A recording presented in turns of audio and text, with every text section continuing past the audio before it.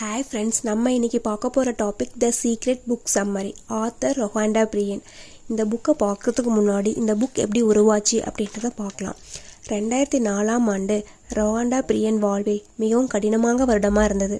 அவங்க அப்பா இறந்துட்டாங்க. அம்மா அந்த துயரத்துலேருந்து வெளியே வரவே இல்லை. பிஸ்னஸ்லாம் லாஸ் ஆகிடுச்சு. அவரோட மைண்ட் செட் ரொம்ப டவுன் ஆகிடுச்சு. ரொம்ப சேலஞ்சை ஃபேஸ் பண்ணிகிட்டு இருந்தார். அப்போது அவங்களோட மகள் the science of getting rich அப்படின்ற புக்கை அனுப்புனாங்க. இந்த புக்கை படித்ததுலேருந்து அவருக்கு மிகப்பெரிய தாக்கத்தை ஏற்படுத்தியது இந்த புக்கு.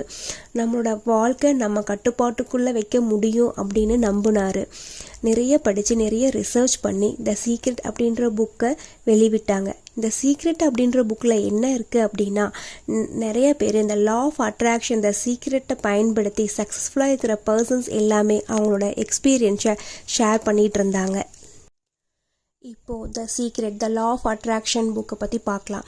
லா ஆஃப் அட்ராக்ஷனை யூஸ் பண்ணி நம்ம ஹெல்த்தை வெல்த்தை இம்ப்ரூவ் பண்ணிக்கலாம். நம்ம ஃபேமிலியை ரொம்ப சந்தோஷமாக நம்மளால் வைக்க முடியும். இந்த உலகத்தில் இருக்கிற ரொம்ப பாப்புலரான பர்சன்ஸ் எடிசன், நியூட்டன், இவங்க எல்லாமே இந்த லா ஆஃப் அட்ராக்ஷனை யூஸ் பண்ணியிருக்காங்க. நம்ம என்ன நினைக்கிறோமோ அதுதான் நடக்கும். நம்ம பாசிட்டிவாக நினச்சா பாசிட்டிவாக நடக்கும். நமக்கு எப்போவுமே நல்லதே நடக்காது அப்படின்னு நம்ம நினச்சா நெகட்டிவ் திங்ஸை நம்ம அட்ராக்ட் பண்ணுறோம். எனக்கு லக்கே இல்லை, நான் எக்ஸாமில் ஃபெயில் ஆகிடுவேன், இப்படி நெகட்டிவாக நினச்சா நமக்கு நெகட்டிவாக தான் நடக்கும். நல்ல தாட்ஸ் நல்ல விஷயத்தை அட்ராக்ட் பண்ணும். கெட்ட தாட்ஸ் கெட்ட விஷயத்தை அட்ராக்ட் பண்ணும். அப்புறம் இந்த புக்கில் ஃப்ரீக்வன்சி அப்படின்ற ஒரு விஷயத்த சொல்கிறாங்க.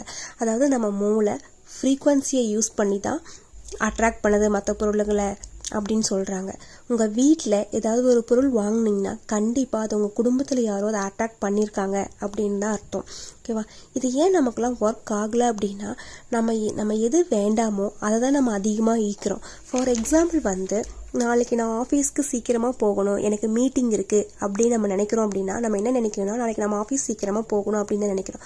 ஆனால் நம்ம என்ன ஆஃபீஸ்க்கு லேட் ஆகிடும், நம்ம மீட்டிங்கை அட்டன் பண்ண மாட்டோம், பஸ்ஸை மிஸ் பண்ணிவிடுவோம். இந்த மாதிரி நெகட்டிவாக திங்க் பண்ணோம் அப்படின்னா நம்ம நெகட்டிவ் திங்ஸ் தான் அட்ராக்ட் பண்ணுவோம். ஸோ நம்ம எப்போவுமே பாசிட்டிவாக திங்க் பண்ணணும். நெக்ஸ்ட்டு இந்த புக்கில் என்ன சொல்கிறாங்க அப்படின்னா, லா ஆஃப் கிராவிட்டின்னு ஒன்று சொல்கிறாங்க. Law of attraction law of gravity மாதிரி தான் ஒர்க் ஆகும் அப்படின்றாங்க.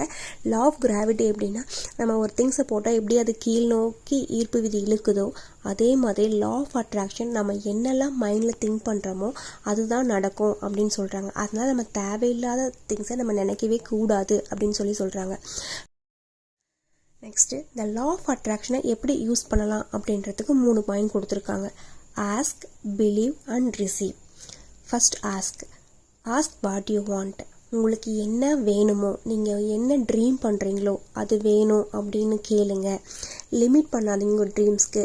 என்னால் சின்ன வீடு தான் வாங்க முடியும், சின்ன வீடு தான் கட்ட முடியும் அப்படின்னு ட்ரீம் நினைக்காதீங்க. உங்களுக்கு எந்த அளவுக்கு ட்ரீம் இருக்கோ, உங்களுக்கு என்ன ஆசையோ அதை நீங்கள் கேளுங்க. Next believe. அதாவது நீங்கள் நினச்சதை கேட்டதை உங்களுக்கு கண்டிப்பாக கிடைக்கும் அப்படின்னு நம்பிக்கை வையுங்க. Next receive. நம்பிக்கை வச்சதுக்கப்புறம் நீங்கள் உங்களுக்கு கிடைச்ச மாதிரி கனவு காணுங்கள்.